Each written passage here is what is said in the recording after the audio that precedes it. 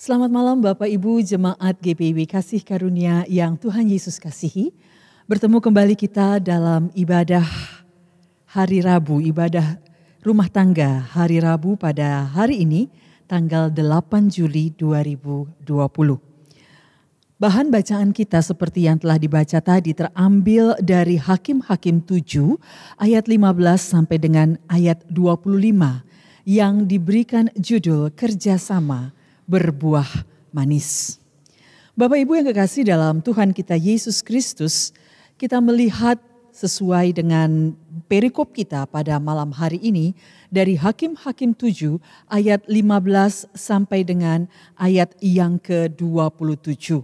Kalau kita melihat slide kita, yaitu kita akan tampilkan dulu, saya akan tampilkan dulu mengenai persekutuan suku Israel Bapak Ibu. Melandasi khotbah saya pada malam hari ini. Kita melihat bahwa bangsa Israel pada waktu perjalanan keluar dari tanah Mesir menuju ke tanah Kanaan itu di bawah kepemimpinan dari Musa dan juga Harun. Ya, dan Musa dan Harun mereka sebagai imam dan mereka mendengarkan suara Tuhan dan membawa bangsa Israel keluar dari Mesir menuju ke tanah Kanaan. Di tengah-tengah perjalanan, tongkat kepemimpinan Musa dan Harun beralih ke Yosua. Dan Yosua serta para imam yang meneruskan perjalanan bangsa Israel masuk ke tanah Kanaan. Bapak Ibu jemaat yang Tuhan Yesus kasihi, ketika Yosua dan para imam mengambil tongkat kepemimpinan yang membawa bangsa Israel keluar dari tanah Mesir menuju ke tanah Kanaan, dalam kepemimpinan Yosua, Yosua membagi bangsa Israel menjadi 12 suku. Ya, dia membagi tanah bangsa Israel menjadi 12 suku. Seperti kita ketahui, ya Israel mempunyai 12 suku. Dan masing-masing itu dipimpin oleh seorang hakim yang diangkat di antara mereka. Kalau kita melihat di dalam slide kita di sini ada Otniel, ada Ehud, ada Sanggar, ada Deborah dan Barak, ada Gideon, ada Tola, Yair, Yefta dan Gilad, dan ada juga Epson, Elon, Abnon, dan yang terakhir adalah Simson. Mereka adalah 12 hakim yang ada pada bangsa Israel. Dan pada malam hari ini kita akan melihat mendalami mengenai Gideon, Bapak Ibu yang kekasih. Nah, setelah Yosua wafat, maka kepemimpinan bangsa Israel dipimpin oleh para hakim dan para hakim ini juga menjadi pemimpin perang. Dari 12 hakim ada 4 hakim yang menonjol di antara mereka dan salah satunya adalah Gideon. Bapak Ibu yang kekasih dalam Tuhan kita Yesus Kristus, kalau kita melihat mengenai kitab Hakim-Hakim sendiri, ya, kitab Hakim-Hakim ini dan kitab Rut setelah Hakim-Hakim adalah Rut merupakan kitab transisi sejarah Israel, yaitu transisi pemerintahan dari pemerintahan para imam memasuki pemerintahan para hakim. Nah, kitab Hakim-Hakim sendiri itu berisikan tentang situasi dan kondisi kehidupan orang Israel di tanah Kanaan yang belum sepenuhnya itu dikuasai. Seperti kita ketahui bahwa pada waktu bangsa Israel masuk ke tanah Kanaan, masih ada suku-suku lain yang mendiami tanah Kanaan. Termasuk diantaranya adalah bangsa Midian dan bangsa Amalek. Nah, kalau kita melihat Bapak Ibu yang kekasih, orang Israel ini hidupnya saat ini adalah desentralisasi atau terbagi menjadi 12 tersebut. Ya, pada waktu mereka dalam perjalanan menuju ke tanah Kanaan, mereka sentralisasi. Tapi ketika sudah ada hakim-hakim, maka mereka hidup desentralisasi. Nah, kalau kita melihat bahwa kepemimpinan nasional saat ini itu dipimpin atau dilanjutkan oleh yang kita sebutkan dengan shofetim atau para hakim, ya. Dan para hakim ini merupakan kepemimpinan regional di antara bangsa Israel tersebut. Nah, Bapak Ibu yang kekasih, tugas daripada para hakim ini adalah tugas utamanya menyelesaikan perkara yang terjadi di dalam masyarakat Israel, ya, dan pada masing-masing suku.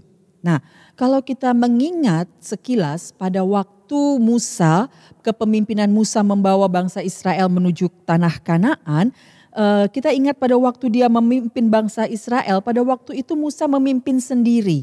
Dan ketika Yitro, mertua Musa, melihat hal ini, tidak akan sanggup Musa untuk memimpin sendiri. Oleh karena itu, maka Yitro menasehati Musa untuk mengangkat wakil-wakil untuk menyelesaikan masalah-masalah bangsa Israel. Ya, jadi masalah-masalah yang kecil itu ditangani sendiri oleh wakil-wakil dari Musa tersebut. Musa memilih dari, kita bisa melihat di Keluaran 18 ayat yang ke-21, ya. Jadi Musa mengangkat kepemimpinan yang memimpin 1.000 orang, lalu 100 orang, lalu 50 orang dan 10 orang. Hal ini sangat membantu, jadi mereka menyelesaikan masalah-masalah yang terjadi di intern mereka. Nah, apabila masalah-masalah itu besar dan berat, baru diserahkan kepada Musa. Nah, pola ini juga yang diterapkan oleh hakim-hakim, ya. Nah, para hakim ini juga menjadi panglima perang, saudara-saudaraku yang kekasih, dalam menghadapi serangan suku-suku bangsa Kanaan dan bangsa Firaun. Bangsa Filistin. Ya, bangsa Kanaan dan juga bangsa Filistin. Nah, Bapak Ibu yang kekasih di dalam Tuhan kita Yesus Kristus, kalau tadi saya katakan ya bahwa kitab hakim-hakim ini ada 4 hakim yang menonjol di antara 12 hakim, ya. Yaitu yang pertama adalah Deborah, ya. Kalau kita lihat Deborah ini memimpin bangsa Israel melawan orang Kanaan di bagian utara. Lalu Gideon yang malam ini kita akan melihat lebih dalam lagi. Dia memimpin orang Israel untuk mengalahkan bangsa Midian dan bangsa Amalek. Lalu ada Hakim Yefta yang memimpin orang Israel menaklukkan bangsa Amon. Dan Simson, ya, yang menaklukkan bangsa Filistin. Dari ke-12 hakim-hakim yang sesuai dengan slide yang terdahulu, 4 hakim inilah yang menonjol di antara mereka. Nah, untuk kita ketahui bersama bahwa tanah Kanaan ini baru benar-benar dikuasai pada masa Raja Daud dan Salomo. Ya, jadi itu tanah Kanaan baru benar-benar dikuasai oleh bangsa Israel. Jemaat yang Tuhan Yesus kasihi, kalau kita melihat garis besar dari kitab hakim-hakim, ya, kitab hakim-hakim ini kalau kita melihat dari hakim-hakim yang pertama berkisah mengenai kependudukan Kanaan. Bagaimana bangsa Israel masuk ke dalam tanah Kanaan, tanah yang dijanjikan. Suku Yehuda dan suku Simeon yang memulai tindakan kependudukan di Kanaan. Itu di Hakim-Hakim 1. Dan di kitab Hakim-Hakim ini dia membahas mengenai 12 hakim yang dipilih. Ya, kalau kita melihat hakim yang pertama adalah Otniel, dilanjutkan dengan hakim yang kedua Ehud, itu di Hakim-Hakim 3 kalau kita melihat di sini. Lalu yang ketiga adalah Samgar, ya. Dan hakim yang keempat adalah Deborah, ya, ini wanita. Dan yang kelima adalah Gideon yang kita mau bahas malam hari ini. Dan yang berikutnya hakim-hakim yang keenam adalah namanya Tola. Dan yang ketujuh Yair, kedelapan Yefta, dan ada 3 hakim kecil, ya, yaitu Ebsan, Elon, dan Abdon. Dan yang ke-12 yaitu Simson. Nah, jemaat yang Tuhan Yesus kasihi, dari kepemimpinan hakim-hakim ini, ya, kita melihat ini adalah kalau kita lihat gambaran secara garis besar, ini mungkin agak kecil, ya. Ini adalah wilayah kekuasaan para hakim-hakim tersebut. Ya, dari sini wilayah kekuasaan dari masing-masing hakim ya di tanah Kanaan tersebut. Nah, Bapak Ibu yang kekasih dalam Tuhan kita Yesus Kristus, kita akan masuk sekarang ya bagaimana dengan Gideon. Oke, apa yang terjadi dengan Gideon? Ya, ini adalah Gideon. Ya, apa yang terjadi dengan Gideon dan kapan Gideon itu dipanggil oleh Allah? Nah, kita melihat Bapak Ibu yang terkasih dalam Tuhan kita Yesus Kristus, ya pada masa itu ya Israel melakukan apa yang jahat di mata Tuhan. Ya, kita tahu bahwa bangsa Israel adalah bangsa yang tegar tengkuk, tetapi kasih setia Tuhan tetap pada bangsa Israel. Tuhan tidak pernah meninggalkan bangsa Israel. Meskipun seringkali bangsa Israel mendapatkan pengajaran, mendapatkan hukuman dari Tuhan, tapi Tuhan tetap setia. Dia tetap memelihara bangsa Israel. Nah, bangsa Israel ini ketika dia jatuh, dia melakukan hal yang jahat di mata Tuhan. Ya, yaitu dia menyembah Allah orang Amori. Ya, nah kita tahu bahwa sesuai dengan hukum Taurat kita tidak boleh menyembah Allah lain. Ya, tapi bangsa Israel melakukan hal ini. Ya, dan hal ini menyebabkan murka Allah. Oleh karenanya mereka dibuang atau bukan dibuang, Allah menyerahkan mereka ke tangan orang Midian. Ya, orang Midian adalah orang yang tidak takut akan Tuhan. Ya, dan bangsa Israel selama 7 tahun hidup menderita di tangan orang Midian. Nah, bangsa Israel berada dalam genggaman orang Midian dan orang Amalek.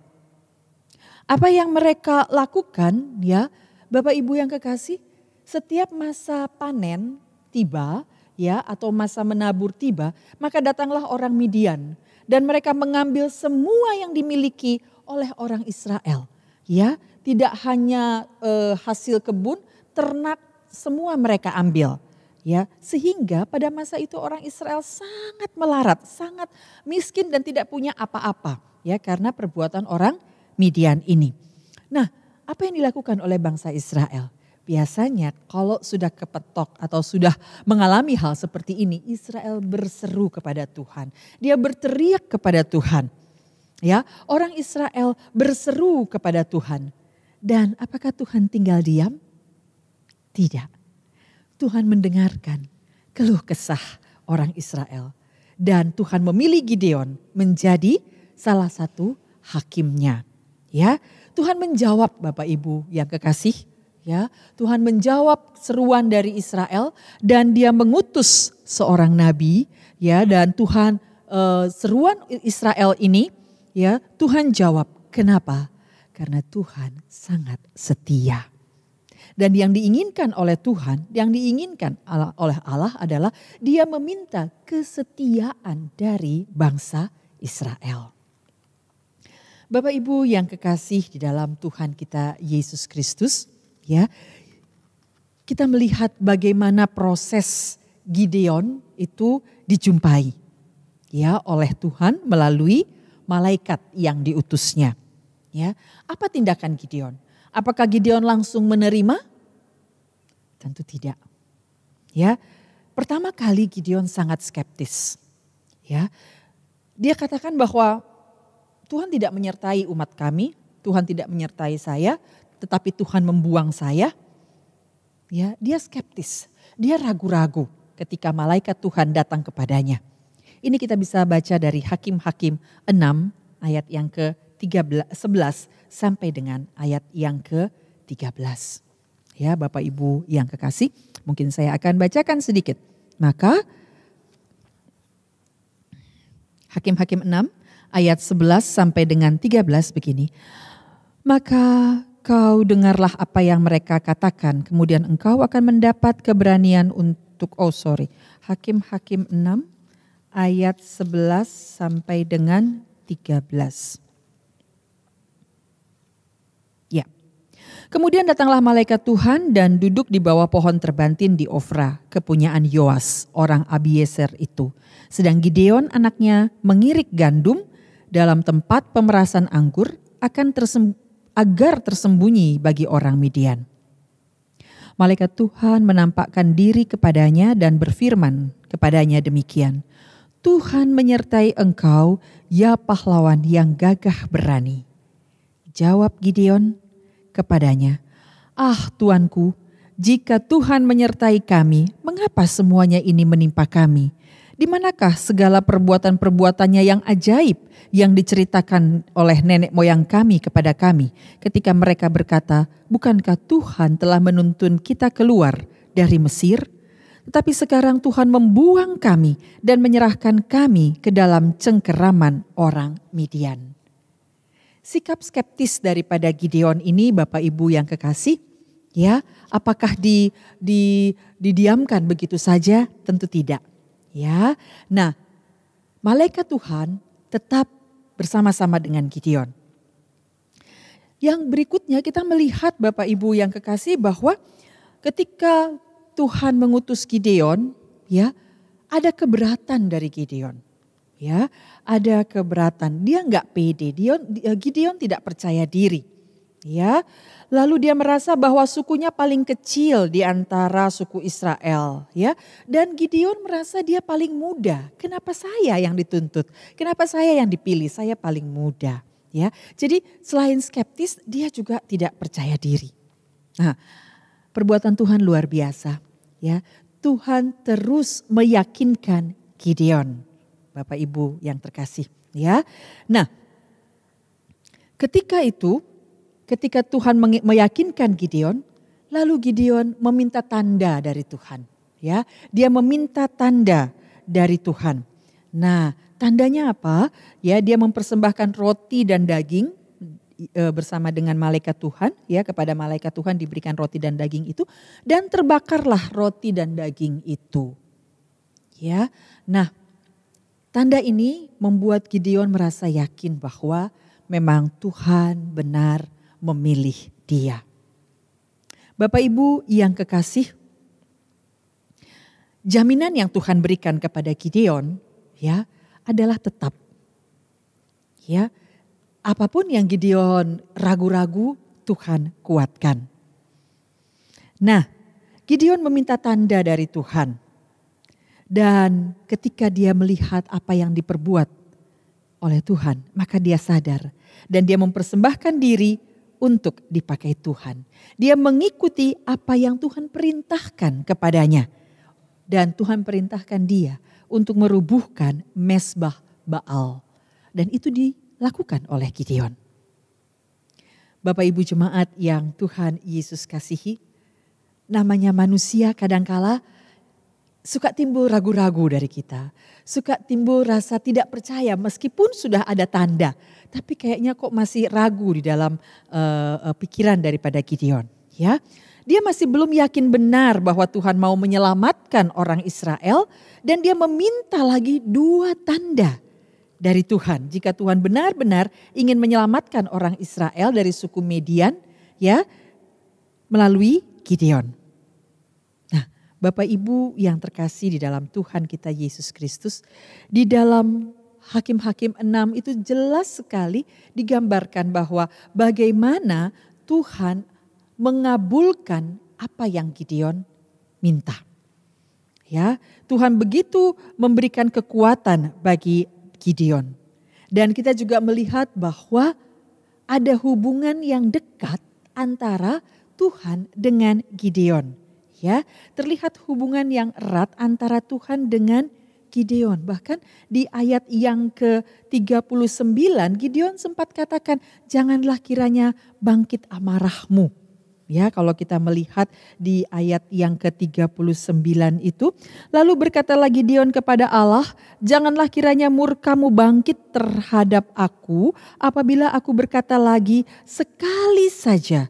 Biarkanlah aku 1 kali saja mengambil percobaan dengan guntingan bulu itu.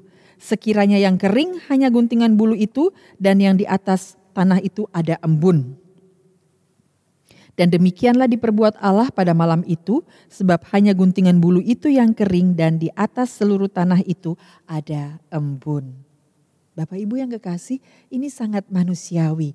Dan kalau kita melihat Gideon mempunyai hubungan yang sangat erat dengan Allah. Sehingga dia katakan, Tuhan jangan marah ya kalau saya katakan dengan bahasa sehari-hari. Kalau saya minta satu tanda lagi Tuhan. Ya, tanda yang pertama adalah di antara embun, kalau malam itu embun hanya bulu-bulu itu kering. Itu tanda yang pertama dan itu dilakukan oleh Tuhan. Dan dia balik, Tuhan kalau nanti saya minta tanda lagi bahwa engkau benar-benar memilih saya untuk menyelamatkan atau melepaskan bangsa Israel. Biarkanlah ketika malam hari ya semuanya kering dan hanya bulu-bulu itu saja yang basah. Dan itu juga terjadi Bapak Ibu yang kekasih. Nah dengan tanda itu Gideon benar-benar yakin bahwa Tuhan akan menyelamatkan bangsa Israel melalui dia. Jadi ada proses Bapak Ibu yang kekasih. Ya. Nah, kalau kita melihat saat ini pembacaan kita ya dari Hakim-Hakim 7 ayat 15 sampai dengan ayat yang ke-25 ya. Kita awali dari ayat yang pertama Bapak Ibu. Gideon adalah orang yang sangat taat kepada Tuhan. Ya, dia mengikuti perintah Tuhan. Ya, saat melakukan seleksi orang Israel yang akan ikut berperang. Kalau kita melihat Bapak Ibu yang kekasih dalam Tuhan, cara Tuhan melakukan seleksi ini sungguh-sungguh di luar dugaan. Ya, kalau kita melihat pertama itu ada 32.000 orang yang mengikuti Gideon. Lalu disuruh pulang oleh Tuhan tinggal 20.000 orang. Ya, dari 20.000 itu pulang lagi ya tinggal 10.000 orang. Ya, dari 10.000 orang itu ya kalau kita melihat yang Tuhan pilih hanya 300 orang. Ini kita bisa membaca dari Hakim-Hakim 7 ayat 1 sampai dengan 6. Bapak Ibu yang terkasih, 300 orang yang dipilih untuk maju melawan orang Midian dan orang Amalek. Sementara orang Midian dan orang Amalek itu seperti belalang banyaknya. Secara logika ini sungguh tidak masuk akal. Ya, tetapi itulah cara Tuhan bekerja. Kadangkala Tuhan bekerja melampaui logika kita. Jemaat yang Tuhan Yesus kasihi, Gideon beriman pada janji kemenangan yang Tuhan berikan melalui mimpi salah seorang prajurit Midian. Ketika sebelum Gideon maju melawan orang Midian, Tuhan menguatkan Gideon. Ya, pada ayat sebelumnya ya, Tuhan menyuruh Gideon ya untuk turun untuk mendekati kemah dari orang Midian. Dan di sana Gideon mendengarkan percakapan dari tentara orang Midian. Ya. Nah, kalau kita melihat hal ini ya, janji Tuhan luar biasa. Penyertaan Tuhan luar biasa. Tuhan tahu apa yang ada dalam hati Gideon. Oleh karena itu, untuk meneguhkan Gideon, ya, Tuhan memerintahkan Gideon untuk mendengarkan ya apa cerita dari mimpi salah seorang prajurit Midian. Ya, sebagaimana didengarnya ketika ia mengintai perkemahan mereka. Nah, Bapak Ibu yang terkasih di dalam Tuhan kita Yesus Kristus, pada itu kita bisa lihat bagaimana cerita atau bagaimana cerita mimpi prajurit Midian itu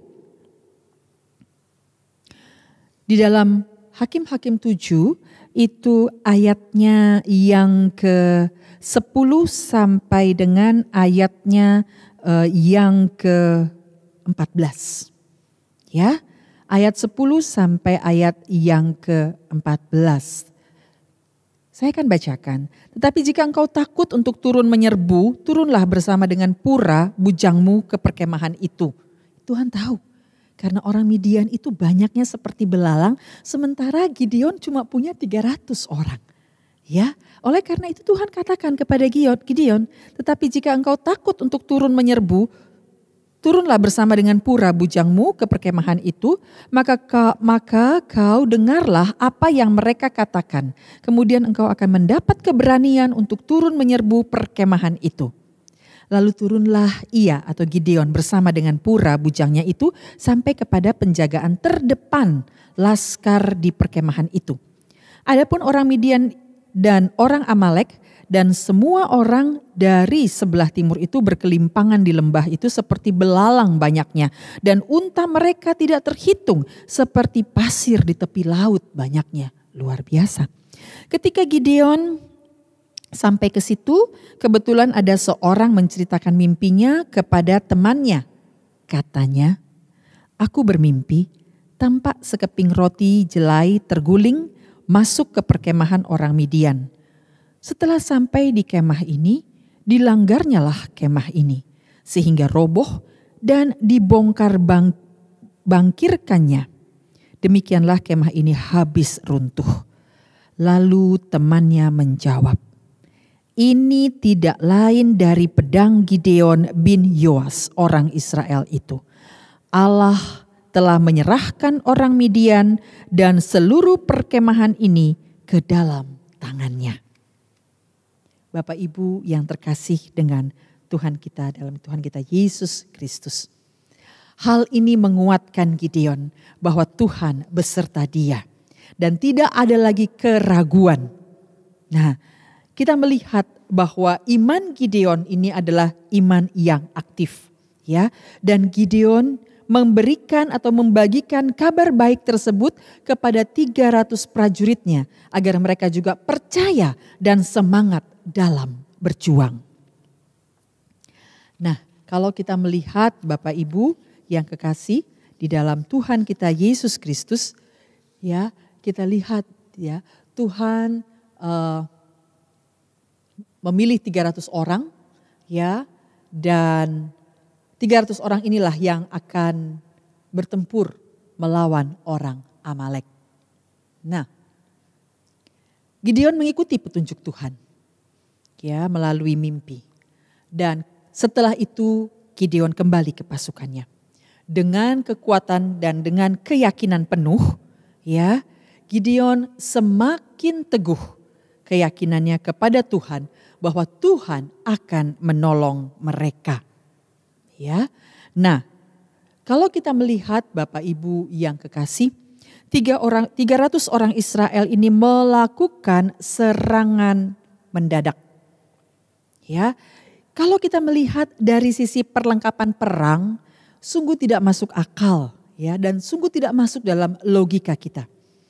Gideon tahu bahwa jumlah prajurit dan perlengkapan perang yang dimiliki oleh orang Midian tidak sebanding, ya, dengan apa yang dia miliki.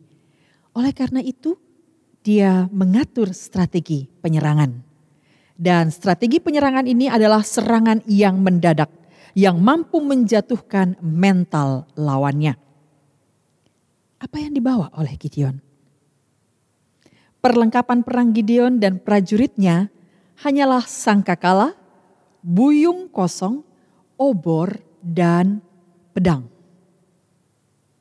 Dengan perlengkapan yang sangat sederhana ini dan dibantu dengan kreativitas dan keberanian yang luar biasa dan keyakinan bahwa Allah beserta dengan mereka, mereka berhasil mengalahkan orang Midian. Dan ini adalah kunci keberhasilan dari Gideon. Saudara-saudaraku yang kekasih di dalam Tuhan kita Yesus Kristus, ketika mereka maju berperang juga, mereka berseru-seru, mereka meniupkan sangkakala dengan seruan demi Tuhan dan demi Gideon. Kita ingat kembali bagaimana tembok Yeriko dirobohkan dengan orang-orang hanya dengan mengelilinginya dan membunyikan sangkakala. Bapak Ibu yang kekasih, dengan seruan iman yang luar biasa, Tuhan berperang melawan orang Midian. Dan Gideon memenangkan peperangan tersebut. Melihat hal ini, kita bisa belajar bahwa cara Allah bekerja memang terkadang tidak dapat terselami oleh pikiran kita yang terbatas. Gideon memberikan instruksi yang jelas di ayat 17 sampai dengan ayat 20. Instruksinya jelas, teladannya jelas dan benar, dan kerjasamanya itu baik sehingga mendatangkan kemenangan. Mereka ikut semua apa yang dilakukan oleh Gideon. Bapak Ibu yang kekasih, untuk memenangkan peperangan diperlukan taktik dan strategi perang. Dengan strategi yang dijalankan dengan baik, Gideon sanggup menyatukan 3 suku bangsa Israel, yaitu suku Manase, Naftali, dan Asher. Dan akhirnya 2 kepala raja dari orang Midian dipersembahkan kepada Gideon. Mereka bunuh dan bangsa Israel menang melawan orang Midian dan orang Amalek. Bapak Ibu yang dikasihi Tuhan, kira-kira melalui pembacaan Alkitab kita dari Hakim-Hakim 7 ayat ke-15 sampai dengan ke-21 ini, ya, pelajaran apa yang dapat kita petik dalam kehidupan kita saat ini? Apakah saat ini kita sedang berperang atau aman-aman saja? Pelajaran apa yang dapat kita petik dari pembacaan Alkitab kita malam hari ini? Nah, saudaraku yang kekasih dalam Tuhan kita Yesus Kristus, belajar dari Gideon, ya, yang senantiasa memelihara relasi dengan Tuhan, kita bisa belajar Bapak Ibu yang kekasih bahwa Gideon memiliki kepekaan. Dan kita juga dituntut untuk memiliki kepekaan. Dan yang kedua, kita bisa belajar bahwa untuk memiliki relasi dengan Tuhan, ya, kita memiliki kepekaan, dan dengan kepekaan ini kita bisa mendengar apa yang Tuhan ingin kita lakukan dalam situasi pandemik seperti ini. Ada banyak dari kita yang mungkin menghadapi kesulitan yang tidak pernah terbayangkan sebelumnya. Yang tiba-tiba harus kehilangan pekerjaan, yang tiba-tiba mungkin harus kehilangan orang yang dikasihi, yang tiba-tiba mungkin saat ini sedang sakit yang tidak pernah dipikirkan sebelumnya. Menghadapi hal ini, Bapak Ibu yang kekasih, kita belajar dari Gideon. Tetap pelihara relasi dengan Tuhan. Tetap mendekat erat pada Tuhan. Ya, sehingga kita bisa mendengarkan suaranya. Dan melalui ibadah rumah tangga kita, setiap hari Rabu yang masih kita laksanakan secara daring ini, ya, ini merupakan salah satu cara untuk menjaga relasi dengan Tuhan. Ya, kita berkumpul bersama, kita bersekutu bersama, ayah, ibu dan juga anak-anak, kita beribadah bersama. Ini merupakan salah satu relasi kita, salah satu cara kita untuk menjaga hubungan kita dengan Allah. Jangan lupa, Bapak Ibu yang kekasih, bahwa Tuhan yang kita sembah adalah Tuhan yang setia. Dia tidak pernah meninggalkan kita. Ketika dia setia dengan bangsa Israel pada waktu lalu, Tuhan yang sama juga tetap setia kepada kita hingga saat ini. Pelajaran yang pertama yang kita bisa petik adalah pelihara relasi atau hubungan dengan Tuhan. Dan yang kedua, pelajaran yang kita bisa pelajari adalah kita senantiasa memelihara ketaatan kepada Tuhan dan mengandalkan kuasa Tuhan. Bapak Ibu yang kekasih, kita diajar untuk membangun ketaatan dan pengharapan hanya kepada Tuhan. Jangan kita berharap pada manusia, karena ketika kita berharap kepada manusia, kita akan kecewa. Tapi ketika kita berharap kepada Tuhan, Tuhan tidak pernah mengecewakan kita. Meskipun kita sudah berdoa, kadangkala doa kita tidak langsung dijawab. Kadangkala kita berpikir Tuhan tidak mendengar doa saya. Kadangkala mungkin kita berpikir sama seperti Gideon. Kenapa ini terjadi Tuhan? Kenapa Tuhan meninggalkan saya? Kenapa saya sekarang menjadi susah? Kenapa semua ini harus terjadi? Kadangkala kita bertanya seperti Gideon, Bapak Ibu yang kekasih. Nah, kita mau belajar sebagaimana Gideon bisa memenangkan perang melawan orang Midian tersebut. Kita juga pasti bisa memenangkan perang kita saat ini. Mengatasi kesulitan hidup saat ini. Bangun ketaatan dan pengharapan hanya pada Tuhan. Dan kita belajar juga, jangan khawatir akan hidup ini. Ketika Gideon merasa khawatir, ketika Gideon merasa tidak percaya diri, ketika Gideon merasa bahwa tidak mampu saya Tuhan, Tuhan menguatkan Gideon. Dan saat ini juga Tuhan menguatkan saudara dan saya. Bahwa di dalam kehidupan ini Dia ada beserta kita.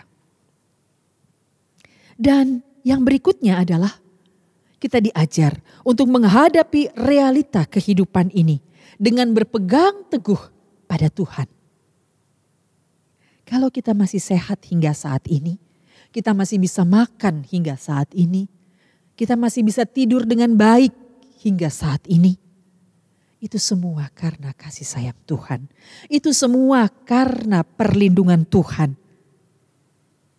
Dan itu semua karena Tuhan menjaga kita. Bapak Ibu yang kekasih, kita belajar untuk menyerahkan seluruh rencana hidup kita pada kuasa Tuhan dan biarlah Tuhan yang bekerja. Gideon sangat patuh pada Tuhan. Dia ikuti semua perintah Tuhan dan dengan kerjasama yang baik, maka Gideon mendapatkan kemenangan. Saat ini kita pun demikian Bapak Ibu yang kekasih. Serahkan semua pergumulan kita hanya ke dalam tangan Tuhan. Dan percayalah Tuhan akan bekerja. Dan Tuhan akan mengangkat kita dan melepaskan kita dari permasalahan kehidupan kita. Dan pelajaran ketiga yang bisa kita pelajari adalah kita senantiasa memelihara kesehatian dan kesetiaan di dalam hidup bersama di hadapan Tuhan. Bapak Ibu yang kekasih, kesehatian dan kesetiaan ini dimulai dari keluarga. Kita perlu untuk memelihara kesehatian dan kesetiaan di hadapan Tuhan. Dan ini dimulai dari keluarga. Kalau kita melihat saat ini Bapak Ibu yang kekasih, kondisi negara kita masih belum terlepas dari pandemi COVID-19. Dan kalau kita melihat juga beberapa waktu lalu ada tayangan bagaimana Bapak Presiden kita sangat kecewa dengan kinerja dari para menterinya. Dan di dalam sambutannya berkali-kali dia katakan bahwa perlu kesehatian. Perlu kesehatian. Kita belajar Bapak Ibu, bukan hanya di dalam negara kita, tapi di keluarga kita juga perlu kesehatian untuk memenangkan segala sesuatu. Bapak Ibu yang kekasih dalam Tuhan kita Yesus Kristus, ketika kita melihat bagaimana cara Tuhan bekerja, ini melalui hal-hal yang sangat-sangat sederhana. Ya, kalau kita melihat pembacaan kita bagaimana Tuhan memilih 300 orang yang akan maju berperang. Mereka disuruh minum Bapak Ibu yang kekasih. Dan dari 10.000 itu ya mereka disuruh minum. Ada yang minumnya langsung jongkok, ada yang minumnya menjilat dan ada yang meminumnya menggunakan tangan. Dan yang meminum menggunakan tangan inilah yang dipakai oleh Tuhan 300 orang untuk mengalahkan orang Midian. Luar biasa cara Tuhan bekerja. Sangat simple. Bagaimana dengan keluarga kita? Seorang ayah sebagai pimpinan dalam keluarga yang memimpin keluarga, memberikan instruksi yang jelas dan teladan yang benar. Dan ini diikuti oleh istri dan anak-anaknya. Sehingga keluarga ini menjadi keluarga yang utuh dan mendapatkan kebahagiaan. Apa jadinya kalau instruksi ayah tidak jelas? Apa jadinya kalau ayah dan ibu atau mama dan papa dua-dua saling memberikan instruksi? Bagaimana dengan anaknya? Anaknya bingung mau ikut yang mana? Mau ikut mama atau mau ikut yang papa? Dan apa juga jadinya kalau anak juga ikut bikin instruksi? Gak kebayang keluarga seperti apa. Ya, tetapi dalam keluarga seorang ayah yang memimpin. Peperangan Gideon juga, Gideon yang memimpin, Gideon yang memberikan arahan. Dan akhirnya mereka berhasil. Bapak Ibu yang kekasih, Tuhan bekerja dengan cara-cara yang unik dan sangat sederhana. Ya, kalau kita melihat dari 32.000 hanya 300 orang yang terpilih, itu berarti kurang dari 1% Bapak Ibu. Ya, yang Tuhan pilih untuk berperang melawan orang Midian. Ya, yang seperti belalang banyaknya. Dengan peralatan perang yang sangat sederhana. Kita belajar Bapak Ibu yang kekasih, jangan pernah menyepelekan tugas dan panggilan yang Tuhan berikan kepada kita. Kita sebagai presbiter, penatua diaken, kita sebagai pengurus pelkat, kita sebagai pengurus komisi, sebagai panitia, sebagai kakak-kakak layan yang Tuhan sudah panggil, Tuhan sudah pilih untuk bekerja. Jangan menyepelekan hal-hal yang sederhana. Kita sebagai suami, sebagai istri, sebagai anak-anak, apapun posisi kita, kita diingatkan untuk tidak menyepelekan hal-hal yang kecil. Bukankah biasanya kita terjatuh oleh batu yang kecil? Batu yang besar tidak mungkin kita terjatuh. Kita bisa mengelak, tapi kita akan terjatuh oleh batu yang kecil. Itulah cara Tuhan bekerja melalui hal yang sederhana.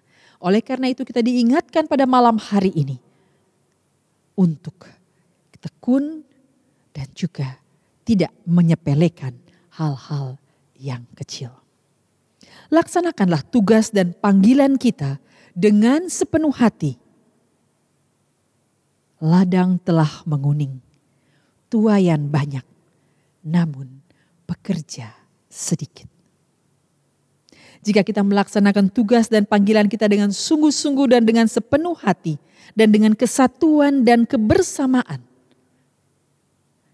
kerjasama dengan Tuhan, kerjasama di dalam Tuhan pasti berbuah manis dan mendatangkan kemenangan. Apapun yang kita lakukan, libatkan Tuhan bersama-sama dengan kita. Dan percayalah, Tuhan tetap setia dan Tuhan menjaga kita sampai selama-lamanya. Tuhan Yesus memberkati kita sekalian. Amin. Sebelum masuk di dalam doa syafaat, kita bakti 273 bait yang pertama dan bait yang ketiga.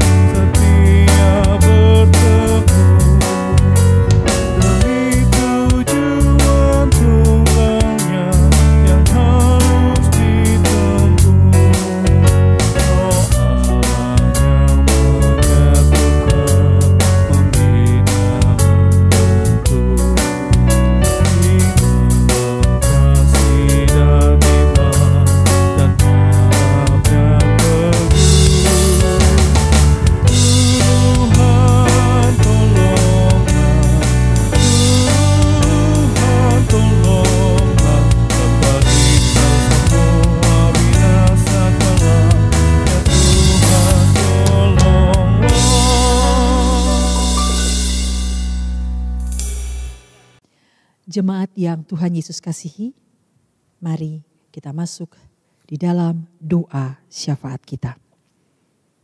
Kita berdoa.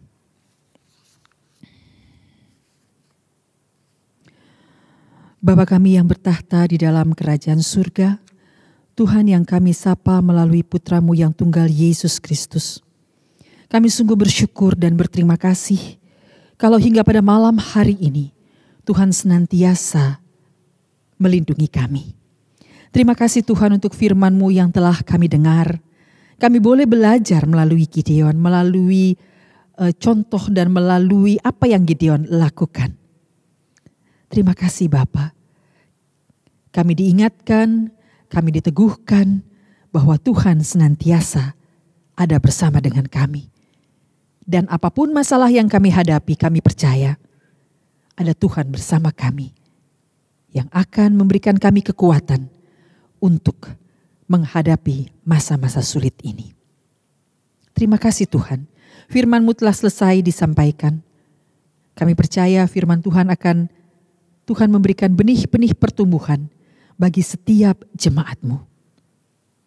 Bapa yang maha baik, pada malam hari ini Tuhan, kami mau berdoa untuk pemerintah kami, pemerintah pusat dari daerah dan aparat TNI Polri, untuk semua hal yang sudah dilakukan, teristimewa untuk penanganan pandemi COVID-19 ini. Bapa, ada begitu banyak yang telah dilakukan, namun saat ini jumlah dari mereka yang terkena dari COVID ini belum menunjukkan angka penurunan. Tolong ya Bapa, berikan hikmat-Mu bagi pemerintah kami dan juga bagi mereka semua yang terlibat di dalam penanganan COVID-19 ini. Kami berdoa untuk gugus tugas yang berada di 57 kabupaten dan saat ini 57 kabupaten tersebut, 57 kota itu masuk dalam zona merah.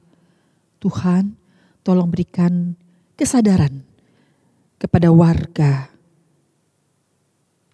untuk mereka mengetahui dan mereka sadar apa yang harus mereka lakukan, teristimewa untuk menjaga kebersihan dan kesehatan mereka.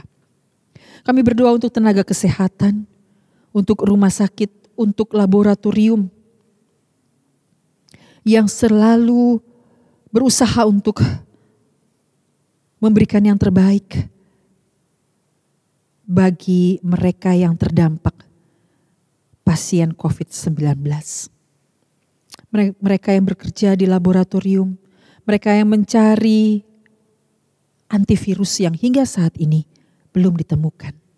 Bapa, kami hanya berharap kepada Tuhan karena kami tahu Engkau yang memelihara kehidupan kami dan Tuhan sanggup untuk melakukan perkara-perkara yang luar biasa.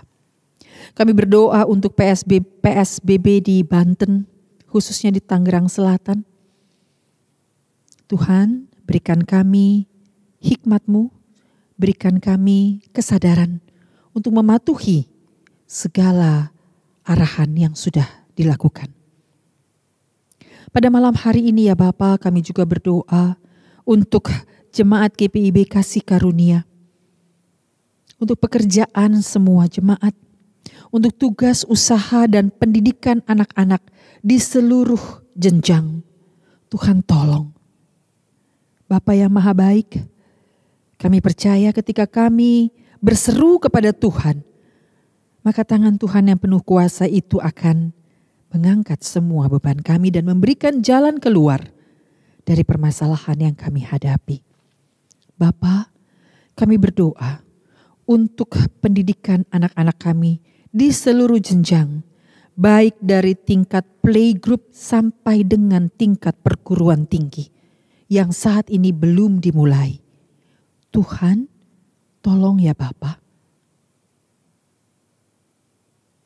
Berikan kekuatan kepada kami sebagai orang tua untuk dapat mendidik anak-anak kami sesuai dengan ajaran dan perintah Tuhan dan mengarahkan mereka sesuai dengan pelajaran di sekolah mereka.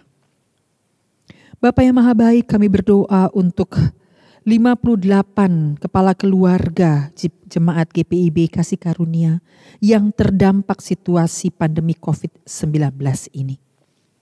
Tuhan, berikan keteguhan kepada mereka, berikan kekuatan kepada mereka, dan jangan hilangkan pengharapan mereka bahwa Tuhan ada bersama dengan mereka. Kami mengucap syukur Tuhan untuk semua donatur yang telah terbeban untuk meringankan beban dari ke-58 kepala keluarga ini. Tuhan memberkati para donatur ini. Tuhan memberkati hati yang memberi. Dan kami percaya berkat Tuhan tercurah atas mereka. Bapa yang Maha Baik, kami berdoa juga untuk kegiatan peribadahan online dan offline, khususnya untuk ibadah peneguhan sidi yang akan dilaksanakan pada tanggal 5 Juli, hari Minggu yang akan datang.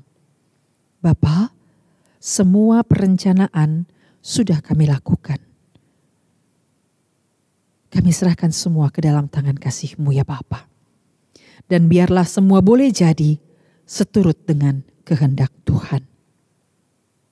Bapa, kami berdoa untuk ibadah terpadu PKP, PKB, PKLU yang pada tanggal 11 Juli akan melakukan ibadah terpadu. Tuhan, kami menyerahkan semua rencana ini dan persiapan kami ke dalam tangan kasih Tuhan. Kami juga berdoa untuk rencana perjamuan kudus yang akan kami laksanakan pada tanggal 12 Juli yang akan datang. Tuhan tolong ya Bapa, mampukan kami, layakkan kami untuk dapat melayani Tuhan di dalam perjamuan kudus ini. Berikan kekuatan kepada jemaat-Mu yang akan mengikuti perjamuan kudus ini ya Tuhan. Dan bagi jemaat yang tidak dapat mengikuti perjamuan kudus di gereja, yang akan dilaksanakan juga datang ke rumah, Tuhan, mampukan kami sebagai pelayan-Mu untuk kami dapat bekerja dengan baik seturut dengan kehendak Tuhan. Bapa yang Maha Baik, pada malam hari ini juga kami berdoa untuk semua yang terlibat di dalam persiapan dari ibadah, baik ibadah online maupun offline. Semua pemandu lagu, semua yang bertugas untuk sound system maupun yang bertugas untuk melakukan perekaman. Tuhan Yesus, kami percaya ketika Tuhan mau memakai kami, jerih payah kami tidak sia-sia. Kami juga berdoa untuk karyawan kantor yang mempersiapkan segala sesuatunya. Bapa, terima kasih. Kami percaya Tuhan menguatkan mereka semua di dalam melaksanakan tugas dan tanggung jawabnya. Tuhan Yesus yang Maha Baik, kami juga berdoa untuk warga yang sakit dan dalam pemulihan. Kami berdoa untuk Bapak Aha Siregar dan Ibu Kristi Siregar Simanungkalit. Tuhan, kami percaya bahwa kasih sayang Tuhan menyertai orang tua ini. Dan kami percaya Tuhan memberikan kekuatan kepada Bapak dan Ibu Siregar di dalam masa tua. Tuhan mendampingi orang tua kekasih kami ini. Kami berdoa untuk Ibu Elia Wasti Pandi, Saudara Kristi Sukapdi, Bapak Sabar Saragi, Bapak Edwin Hutagalung, Ibu Nurida Sitorus, Bapak Diaken Hitipiu, Bapak Diaken Diki Wokamau, Ibu Riris Mayor, Ibu Rasmiwati Knevel, Saudara Dika Atmaja. Tuhan, dalam kelemahan tubuh mereka, kami tahu kuasa Tuhan sempurna. Dan Tuhan, kami percaya tangan Tuhan yang penuh kuasa akan menjamah tubuh yang sakit dan memberikan kesembuhan yang sempurna. Berkati obat-obat yang mereka minum, berkati keluarga yang menjaga dan merawat mereka. Terima kasih Bapa, berkati dokter yang juga merawat mereka. Terima kasih Bapa yang baik. Kami juga berdoa untuk ibu-ibu dalam masa kehamilan. Kami mengucap syukur Tuhan untuk benih pertumbuhan yang Tuhan sudah percayakan ada di dalam ibu-ibu kekasih kami ini. Kami berdoa untuk Ibu Christine Samosir, untuk Ibu Margareta Yuniker, untuk Ibu Ernita Oktaviani Simanjuntak, untuk Ibu Karina Watihelu, untuk Ibu Olha Sianturi, untuk Ibu Marla Alphonse Sabteno. Tuhan yang memelihara janin yang ada di dalam tubuh mereka, dan Tuhan menyempurnakan pertumbuhan janin tersebut hingga pada waktunya janin tersebut dapat dilahirkan dengan sempurna. Terima kasih Bapa yang maha baik. Malam ini juga kami mau berdoa untuk hamba-Mu Bapak Pendeta Ruben Persang yang Tuhan utus di jemaat kami. Tuhan memberkati Bapak Pendeta, Ibu Pendeta, anak-anak di dalam masa belajar mereka. Tuhan memberkati pelayanan Bapak dan Ibu Pendeta. Dan biarlah semuanya itu Tuhan boleh dilakukan demi hormat dan kemuliaan bagi nama Tuhan. Terima kasih Bapa di surga. Ada begitu banyak hal yang ingin kami minta, tapi kami tahu Tuhan menyelidiki hati kami dan Tuhan akan menjawab permohonan kami seturut dengan waktu Tuhan. Ampuni kami akan salah dan dosa kami ya Bapa. Dengar dan sempurnakanlah doa kami ini yang kami alaskan hanya di dalam satu nama, Tuhan kami Yesus Kristus yang telah mengajar kami berdoa. Bapa kami yang bertata dalam kerajaan surga, dikuduskanlah kiranya nama-Mu, datanglah kerajaan-Mu, jadilah kehendak-Mu di atas bumi seperti di dalam surga. Berikanlah kami pada hari ini makanan kami yang secukupnya, dan ampunilah kami akan kesalahan kami, seperti kami mengampuni orang yang bersalah pada kami.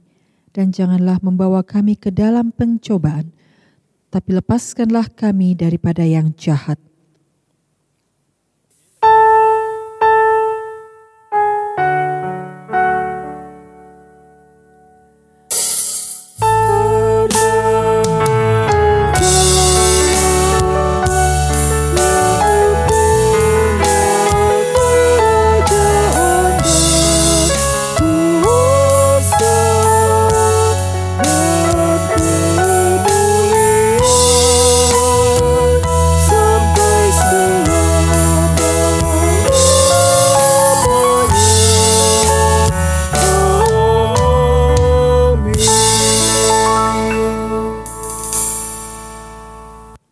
Terima kasih Bapak Ibu yang kekasih di dalam Tuhan kita Yesus Kristus. Tuhan memberkati kita sekalian.